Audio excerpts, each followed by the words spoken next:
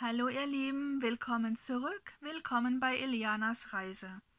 Im letzten Kapitel haben wir eine wunderschöne, idyllische Atmosphäre kennenlernen dürfen, die in der Siedlung herrscht, seit Eliana und Arti dort sich eingerichtet haben. Leider hat Broderick schlechte Nachrichten mitgebracht, dass die Siedlung wohl bald abgerissen werden wird und deswegen alle sich bereithalten sollten, schnell fliehen zu können. An dieser Stelle machen wir heute weiter mit dem nächsten Kapitel.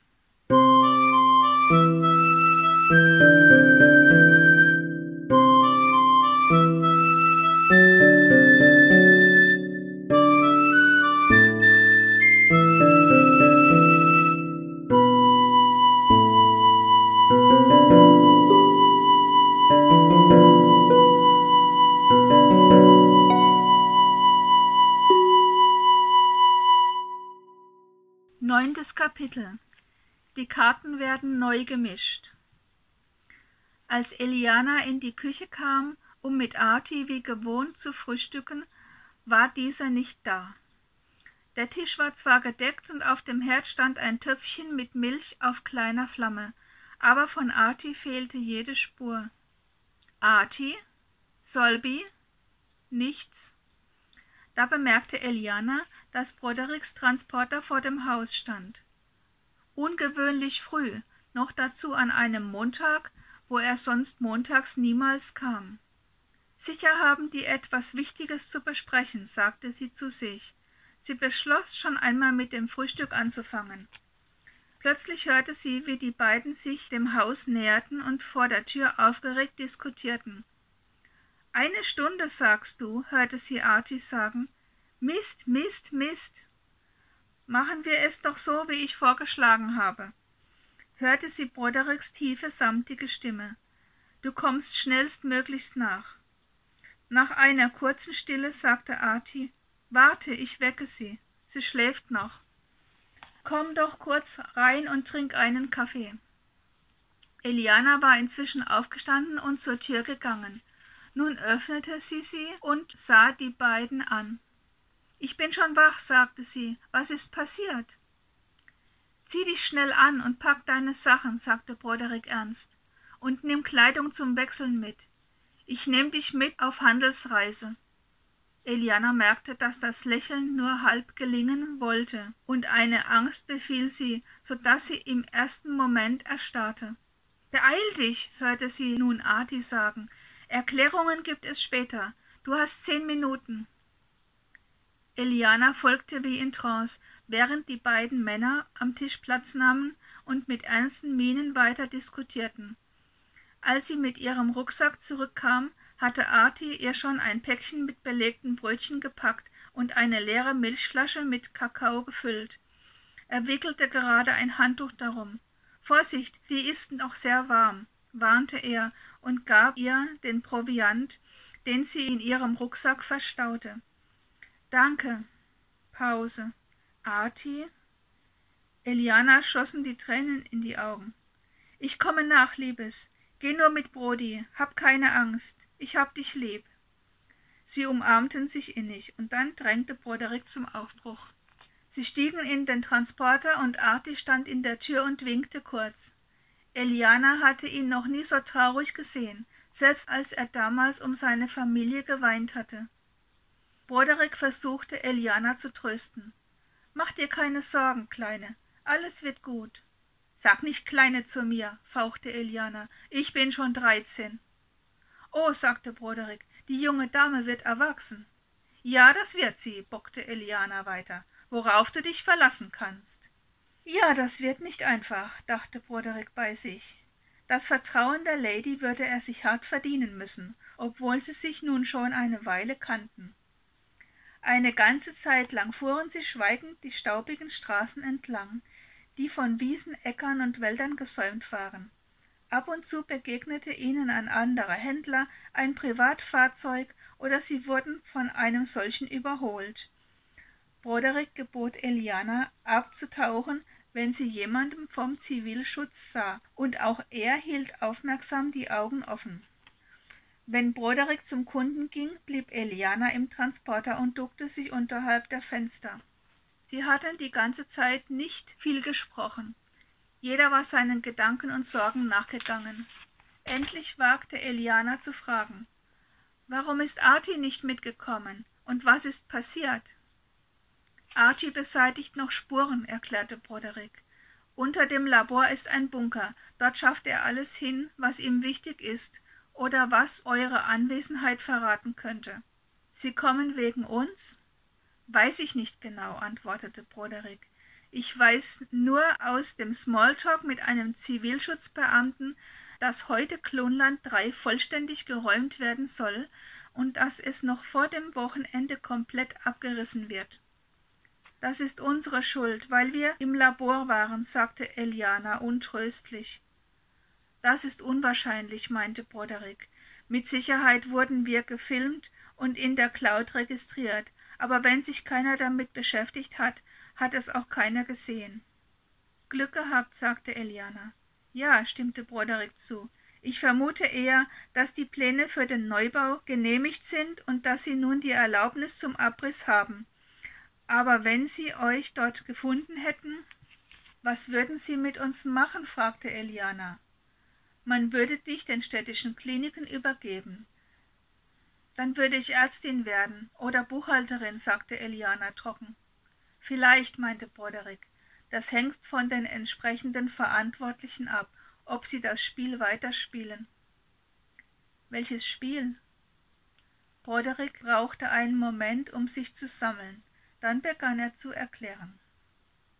»Also, du weißt, dass die Klinik einen Klon bestellt hat für den medizinischen Nachwuchs.« »Ja«, sagte Eliana, »und das bin ich.« »Lass mich erst mal weiter erzählen«, warf Broderick ein und fuhr dann fort. »Zu der Zeit ging mal wieder eine Grippe um und wir hatten Personalnotstand. Das Fatale ist, dass die meisten Erwachsenen die Viren übertragen, ohne es zu merken. Nur sehr wenige werden krank.« Broderick blinkte und bog rechts ab. In der Ferne konnte man die Tore einer Siedlung sehen. Die Gebäude dahinter sahen viel prächtiger aus als die in Klonland 3 und viel moderner, fast schon futuristisch. »Jedenfalls«, fuhr Broderick fort, »hat es dieses Mal 12 Leute erwischt und wir waren ganz schön am Rudern, um den Laden am Laufen zu halten.« Broderick sah Eliana ernst an. Der Klon wurde durch die Unachtsamkeit eines übermüdeten Mitarbeiters infiziert und starb. Schweigen. »Klar, normalerweise fordert man Aushilfen an, aber wir hatten da unsere Geheimnisse, die wir nicht mit Fremden teilen wollten, und so versuchten wir mit exzessiven Überstunden die Dinge allein zu regeln.« »Was hat das Klinikum dazu gesagt?« »Das Bezirksamt.« »Und wer bin ich?« Das Ganze war verwirrend und spannend zugleich. Broderick räusperte sich und blieb in einigen Metern Entfernung vor dem Siedlungstor stehen. »Die haben es nie erfahren, aber sie werden dahinter kommen, wenn du mit Beginn der Geschlechtsreife sterilisiert wirst. Dann wird routinemäßig ein Genabgleich gemacht.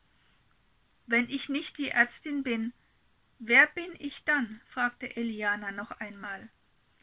»Ehrlich gesagt«, antwortete Broderick, »ich weiß es nicht.« »Wie kann das sein? Hast du nicht zur Zeit meiner Geburt im Labor gearbeitet?« »Schon«, gab Broderick zu, »aber wir haben uns dort gegenseitig nicht immer so auf die Finger geschaut.« »Was heißt das?«, wollte Eliana wissen. »Das können wir nur durch eine Genanalyse feststellen«, antwortete Broderick. »Du könntest ein Klonduplikat sein, wie sie in manchen Fällen produziert werden. Hier fehlte eins, dort war eins übrig, passt. Manchmal wurden auch Kinder von Familien der Untergrundbewegungen bei uns untergebracht, illegale Kinder. Die bekamen dann Chips mit Fantasie-IDs oder die von gerade Verstorbenen. Und schließlich, was zwar selten war, aber dennoch vorkam, wurden illegal gezeugte Kinder einfach vor dem Siedlungstor ausgesetzt, derer wir uns dann erbarmt haben und die dann, meist nach der Sterilisation oder auch schon davor, verkauft wurden.« Elianas Augen weiteten sich. »Leider ja, in den meisten Fällen.« Sie schwiegen. Eliana musste das Gehörte erst einmal verdauen. »So, ich muss rein zu meiner Kundschaft«, brach Broderick schließlich das Schweigen.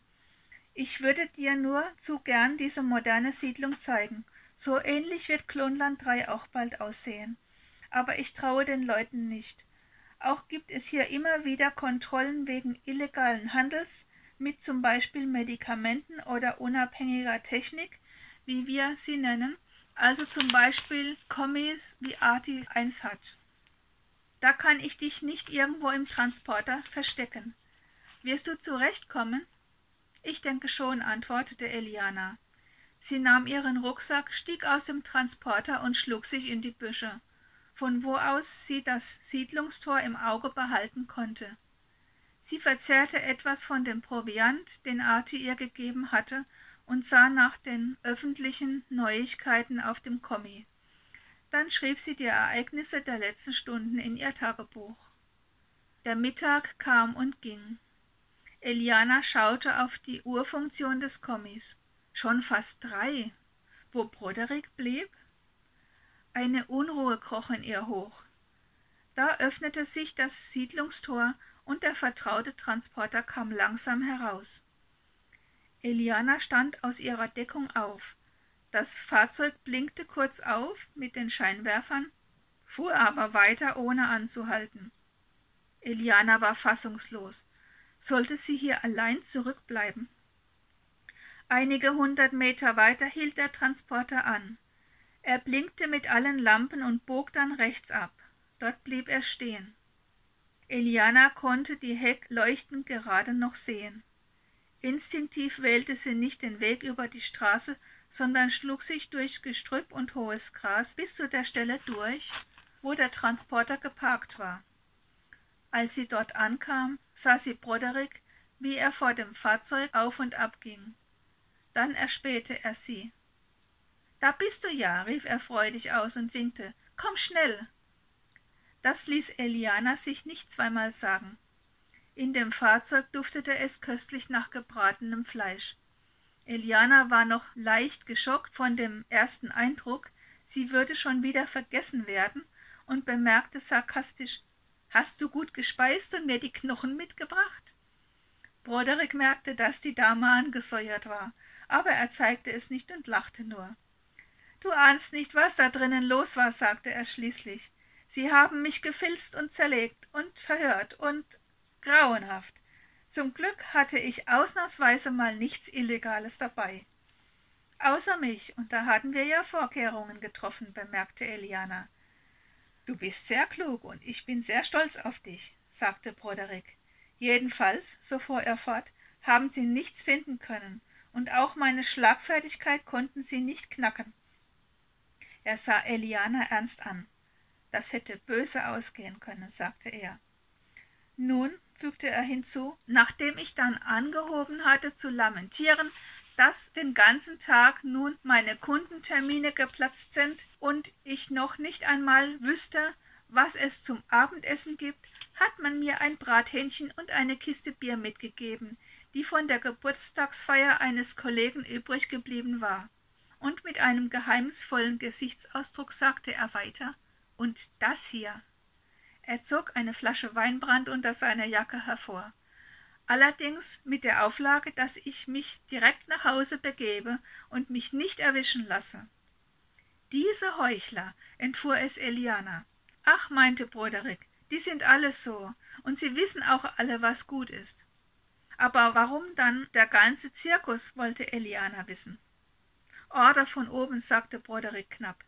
»Jemand hatte mich in der Nähe von Klonland 3 gesehen und gemeldet, und nun hatten sie den Auftrag zu prüfen, ob ich etwas gestohlen haben könnte.« »Ist das nicht sowieso Allgemeingut?«, fragte Eliana überrascht. »Nur für die Leute der Siedlung. Außenstehende müssen jeden Handel in der Cloud registrieren. Was reingeht, was rausgeht.« »Ach so«, meinte Eliana, »sozusagen, um das Chaos auf ein Level zu begrenzen.« »Die Entropie des Daseins in einer Flasche Weinbrand«, philosophierte Broderick. »Nun aber schnell nach Hause, bevor das Hähnchen kalt wird.« »Und die Kundschaft?«, fragte Eliana besorgt. Die freut sich morgen umso mehr. Ich kann gut mit meckernden, beleidigten, zornigen, hungrigen und was auch immer Kreaturen umgehen. Schließlich bin ich Arzt. Gewesen, meinte Eliana trocken. Ich werde immer Arzt sein, korrigierte sie Broderick. Ob ich als solcher arbeite oder nicht, ändert nichts daran, wer oder was ich bin. Da hast du recht, pflichtete Eliana bei. Und ich werde nie eine Ärztin sein, selbst wenn ich einmal als eine solche arbeiten sollte. Oder eine Buchhalterin, ergänzte Broderick. Brrr, antwortete Eliana kurz und prägnant und lachte. Damit sind wir für heute mal wieder am Ende angekommen. Die Reise geht nächsten Donnerstag weiter. Vielen Dank fürs Zuhören und wir sehen uns nach der gegebenen Ordnung. Und bis dahin wünsche ich euch alles Gute. Macht's gut. Ciao.